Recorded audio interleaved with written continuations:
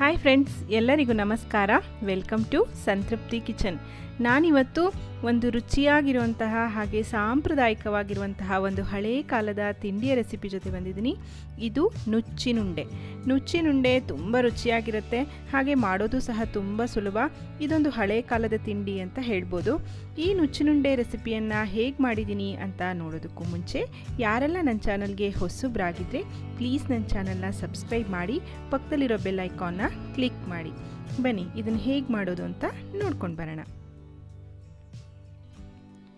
ನಾನಿಲ್ಲಿ ಒಂದು 3/4 ಕಪ್ನಷ್ಟು ಕಡಲೆಬೇಳೆಯನ್ನು ತೊಗೊಂಡಿದ್ದೀನಿ. ಅದೇ ಕಪ್ನಲ್ಲಿ 3/4 ಕಪ್ನಷ್ಟು ತೊಗರಿಬೇಳೆಯನ್ನು ತೊಗೊಂಡಿದ್ದೀನಿ. ಎರಡೂ ಬೇಳೆಗಳನ್ನು ನೀವು ಸಮ ಪ್ರಮಾಣದಲ್ಲೇ ತೊಗೊಳ್ಳಿ. ಎಷ್ಟು ತೊಗರಿಬೇಳೆ ತೊಗೊಳ್ತೀರೋ ಅಷ್ಟೇ ಕಡಲೆಬೇಳೆಯನ್ನು ಸಹ ತೊಗೋಬೇಕಾಗತ್ತೆ. ಇದಕ್ಕೆ ನೀರನ್ನು ಹಾಕಿ ಚೆನ್ನಾಗಿ ಒಂದು 3 ಸಲ ತೊಳೆದು ನೆನೆಸಿ ಇಡಬೇಕಾಗತ್ತೆ. ನಾನು ಇದಕ್ಕೆ ನೀರನ್ನು ಆ್ಯಡ್ ಮಾಡ್ತಾ ಇದ್ದೀನಿ. ಇದು 2.5 to 3 ಗಂಟೆಗಳ ಕಾಲ ಚೆನ್ನಾಗಿ ನೆನಿಬೇಕು. ಬೇಳೆ ಚೆನ್ನಾಗಿ ನೆಂದಾಗ ನಾವು ರುಬ್ಕೊಳ್ಳೋದಕ್ಕೆ ಈಸಿ ಆಗುತ್ತೆ. ಹಾಗಾಗಿ ನಾನು ಇದನ್ನು ನೆನೆಸಿ ಇಡ್ತಾ ಇದ್ದೀನಿ ಫ್ರೆಂಡ್ಸ್.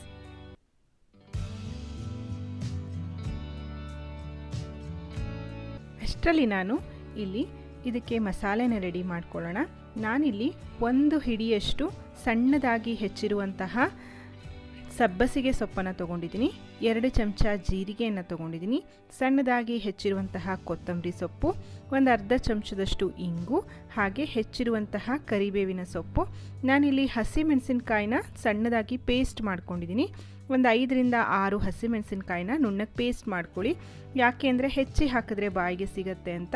ತುರಿದಿರುವಂತಹ ಶುಂಠಿ, ಹಾಗೆ ಒಂದು 3/4 ಕಪ್ನಷ್ಟು ಸಣ್ಣದಾಗಿ ಹೆಚ್ಚಿರುವಂತಹ ತೆಂಗಿನಕಾಯಿ ಹೋಳುಗಳು. 3 ಗಂಟೆಗಳ ಕಾಲ ಆಗಿದೆ. ಈಗ ನಾನು ನೆನೆಸಿರೋಂತಹ ಬೇಳೆ ಚೆನ್ನಾಗಿ ನೆಂದಿದೆ. ನೆಂದು ನೋಡಿ, ಬೇಳೆಗಳೆಲ್ಲ ಡಬಲ್ ಆಗಿದೆ. ಎಷ್ಟು ಚೆನ್ನಾಗಿ ನೆಂದಿದೆ ಅಂತ. ಬೇಳೆ ಚೆನ್ನಾಗಿ ನೆನಿಬೇಕು. ನೆಂದಾಗ ಅದು ರುಬ್ಬೋದಕ್ಕೆ ಈಸಿ ಆಗುತ್ತೆ.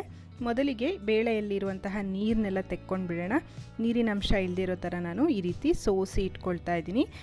ರುಬ್ಬೋದಕ್ಕೆ ಇಲ್ಲಿ ನಾವು ನೀರನ್ನು ಹಾಕೋಬಾರ್ದು. ಇದನ್ನು ಹಾಗೆ ತರಿಯಾಗಿ ರುಬ್ಕೊಳ್ಬೇಕಾಗತ್ತೆ. ನಾನು ಈಗ ಇದನ್ನು ಮಿಕ್ಸರ್ ಜಾರ್ಗೆ ಹಾಕಿ ತರಿಯಾಗಿ ರುಬ್ಕೊಳ್ತಾ ಇದ್ದೀನಿ. ಯಾವುದೇ ಕಾರಣಕ್ಕೂ ಇದಕ್ಕೆ ನೀರನ್ನು ಸೇರಿಸಬೇಡಿ. ನೀರನ್ನು ಸೇರಿಸಿದ್ರೆ ಬ್ಯಾಟರ್ ತೆಳ್ಳಗಾಗ್ಬಿಡುತ್ತೆ. ಹಾಗಾಗಿ ನೋಡಿ, ನಾನು ಈ ರೀತಿ ತರಿಯಾಗಿ ರುಬ್ಕೊಂಡಿದ್ದೀನಿ. ಇಲ್ಲಿ ಮಧ್ಯೆ ಮಧ್ಯೆ ಒಂದೊಂದು ಬೇಳೆ ನಿಮಗೆ ಕಾಣಿಸ್ತಾ ಇದೆ. ಇದಿದ್ರೂ ತೊಂದರೆ ಇಲ್ಲ. ಬೆಂದ ಮೇಲೆ ನಮಗೆ ತಿನ್ನೋದಕ್ಕೆ ತುಂಬ ರುಚಿಯಾಗಿರುತ್ತೆ. ನಾನು ನೆನೆಸಿರುವಂತಹ ಎಲ್ಲ ಬೇಳೆಯನ್ನು ಈ ರೀತಿ ತರಿಯಾಗಿ ರುಬ್ಕೊಂಡಿದ್ದೀನಿ. ಇದಕ್ಕೆ ಈಗ ಅರ್ಧ ಚಮಚದಷ್ಟು ತೊಗೊಂಡಿರೋಂತಹ ಇಂಗನ್ನು ಹಾಕ್ತಾ ಇದ್ದೀನಿ. ಹಾಗೆ 2 ಚಮಚದಷ್ಟು ಜೀರಿಗೆಯನ್ನು ಹಾಕ್ತಾ ಇದ್ದೀನಿ. ಖಾರಕ್ಕೆ ಹಸಿಮೆಣಸಿನಕಾಯಿನ ಪೇಸ್ಟ್ ಮಾಡಿಟ್ಕೊಂಡಿದ್ದೆ, ಅದನ್ನು ಸಹ ಹಾಕ್ತಾ ಇದ್ದೀನಿ. ಇಲ್ಲಿ ಖಾರ ಸ್ವಲ್ಪ ಮುಂದಾಗಿ ಇದ್ದರೆ ತಿನ್ನೋದಕ್ಕೆ ತುಂಬ ರುಚಿಯಾಗಿರುತ್ತೆ. ತುರಿದಿರೋಂತಹ ಶುಂಠಿಯನ್ನು ಸಹ ನಾನಿಲ್ಲಿ ಆ್ಯಡ್ ಮಾಡ್ತಾ ಇದ್ದೀನಿ.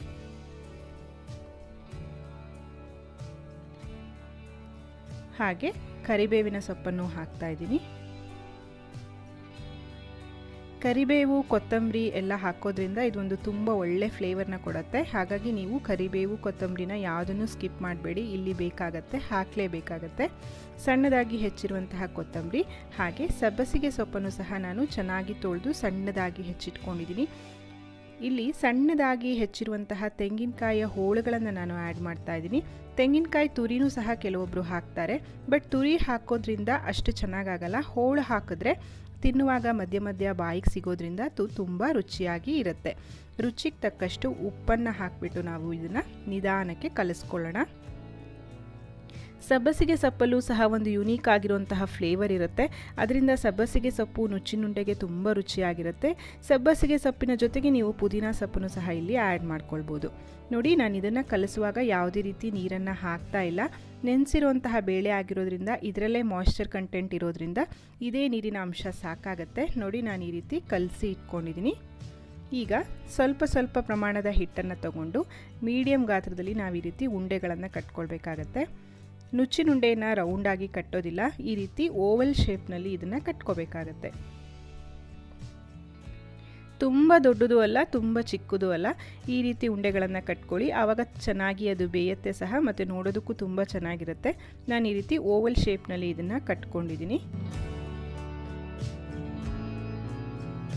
ತಗೊಂಡಿರುವಂತಹ ಎಲ್ಲ ಹಿಟ್ಟನ್ನು ನಾನು ಈ ರೀತಿ ಉಂಡೆಗಳನ್ನಾಗಿ ಮಾಡಿಟ್ಕೊಂಡಿದ್ದೀನಿ.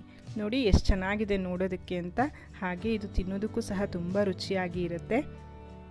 ಈಗ ನಾವು ಇದನ್ನು ಹಬೆಯಲ್ಲಿ ಬೇಯಿಸ್ಕೊಳ್ಬೇಕಾಗತ್ತೆ. ನಾನಿಲ್ಲಿ ಇಡ್ಲಿ ಸ್ಟ್ಯಾಂಡಿಗೆ ತುಪ್ಪವನ್ನು ಸವರಿ ಇಟ್ಕೊಂಡಿದ್ದೀನಿ. ಎಣ್ಣೆಗಿಂತ ತುಪ್ಪ ಸವರೋದ್ರಿಂದ ಇದು ತುಂಬ ರುಚಿಯಾಗಿರುತ್ತೆ. ತುಪ್ಪದ ಫ್ಲೇವರ್ ಒಟ್ಟಿಗೆ ಇದು ರುಚಿ ಹೆಚ್ಚಿಗೆ ಆಗುತ್ತೆ. ಹಾಗಾಗಿ ತುಪ್ಪವನ್ನು ಹಚ್ಕೊಂಡಿದ್ದೀನಿ. ಮಾಡಿಟ್ಕೊಂಡಿರುವಂತಹ ಎಲ್ಲ ಉಂಡೆಗಳನ್ನು ನಾನೀಗ ತಟ್ಟೆಗಳಿಗೆ ಜೋಡಿಸ್ತಾ ಇದ್ದೀನಿ. ಇದನ್ನು ಹಬೆಯಲ್ಲಿ ಒಂದು 20 ನಿಮಿಷ ಕುಕ್ ಮಾಡಬೇಕಾಗತ್ತೆ. ಮಾಮೂಲಿ ಇಡ್ಲಿನೆಲ್ಲ ಬೇಯಿಸುವಷ್ಟು ಸಮಯ ಇದಕ್ಕೆ ಸಾಕಾಗಲ್ಲ, ಸ್ವಲ್ಪ ಜಾಸ್ತಿ ಟೈಮ್ ಬೇಕಾಗತ್ತೆ. ಯಾಕೆ ಅಂದರೆ ಬೇಳೆ ಆಗಿರೋದ್ರಿಂದ, ತೊಗರಿಬೇಳೆ ಕಡಲೆಬೇಳೆ ಹಸಿದಾಗಿರೋದ್ರಿಂದ ಇದನ್ನು ಸ್ವಲ್ಪ ಹೊತ್ತು ಜಾಸ್ತಿ ಕುಕ್ ಮಾಡ್ಕೊಳ್ಳಿ. ಈಗ ಇಡ್ಲಿ ಪಾತ್ರೆಗೆ ನೀರನ್ನು ಹಾಕಿ ನಾನು ಸ್ಟ್ಯಾಂಡನ್ನು ಇಟ್ಟು ಕ್ಲೋಸ್ ಮಾಡ್ತಾ ಇದ್ದೀನಿ. ಇದನ್ನು ನಾನು 20 ನಿಮಿಷ ಲೋ ಫ್ಲೇಮ್ನಲ್ಲಿ ಬೇಯಿಸ್ಕೊಳ್ತಾ ಇದ್ದೀನಿ. ಇದು ಚೆನ್ನಾಗಿ ಬೇಯಬೇಕು. ಬೆಂದ ಮೇಲೆ ನಾನು ಇದನ್ನು ಓಪನ್ ಮಾಡಿ ನಿಮಗೆ ತೋರಿಸ್ತೀನಿ. ನೋಡಿ, ಈಗ 20 ನಿಮಿಷ ಆಗಿದೆ. ಇದು ಚೆನ್ನಾಗಿ ಕುಕ್ ಆಗಿದೆ. ನಿಮಗೆ ಕೈಯಲ್ಲಿ ಮುಟ್ಟಿದಾಗ ಅಂಟದೆ ಹೋದರೆ ಇದು ಚೆನ್ನಾಗಿ ಕುಕ್ ಆಗಿದೆ ಅಂತ ಅರ್ಥ. ಹಾಗೆ ಬೆಂದಿರೋಂತಹ ಒಂದು ಪರಿಮಳ ಸಹ ಬರುತ್ತೆ, ನಿಮಗೆ ಗೊತ್ತಾಗುತ್ತೆ ಬೆಂದರೆ. ನೋಡಿ, ಬೆಂದ ಮೇಲೂ ಸಹ ಎಷ್ಟು ಕಲರ್ಫುಲ್ಲಾಗಿ ನೋಡೋದಕ್ಕೆ ಎಷ್ಟು ಚೆನ್ನಾಗಿದೆ ಅಂತ. ಬನ್ನಿ, ಇನ್ಯಾಕೆ ತಡ, ನಾವು ನುಚ್ಚಿನುಂಡೆನ ಸರ್ವ್ ಮಾಡ್ಕೊಳ್ಳೋಣ. ಇದನ್ನು ತಿನ್ನೋದಕ್ಕೆ ಯಾವುದಾದ್ರೂ ಚಟ್ನಿನೂ ಮಾಡ್ಕೊಳ್ಬೋದು. ಆದರೆ ಇದಕ್ಕೆ ಉಪ್ಪು ಹುಳಿ ಖಾರ ಎಲ್ಲ ಹಾಕಿರೋದ್ರಿಂದ ಇದಕ್ಕೆ ಯಾವುದ್ರದ್ದು ಅವಶ್ಯಕತೆ ಇರೋದಿಲ್ಲ. ಬಿಸಿ ಬಿಸಿಯಾಗಿ ತುಪ್ಪದೊಟ್ಟಿಗೆ ತಿನ್ನೋದಕ್ಕೆ ತುಂಬ ರುಚಿಯಾಗಿರುತ್ತೆ. ನೋಡಿ, ನಾನು ಒಂದನ್ನು ಓಪನ್ ಮಾಡಿ ತೋರಿಸ್ತಾ ಇದ್ದೀನಿ. ಎಷ್ಟು ಚೆನ್ನಾಗಿದೆ, ಒಂಚೂರು ಸಹ ಕೈಗೆ ಅಂಟ್ಕೋತಾ ಇಲ್ಲ. ಇದನ್ನು ಚಟ್ನಿ ಜೊತೆ, ಮಜ್ಜಿಗೆ ಹುಳಿ ಜೊತೆ ಸಹ ಸರ್ವ್ ಮಾಡ್ತಾರೆ.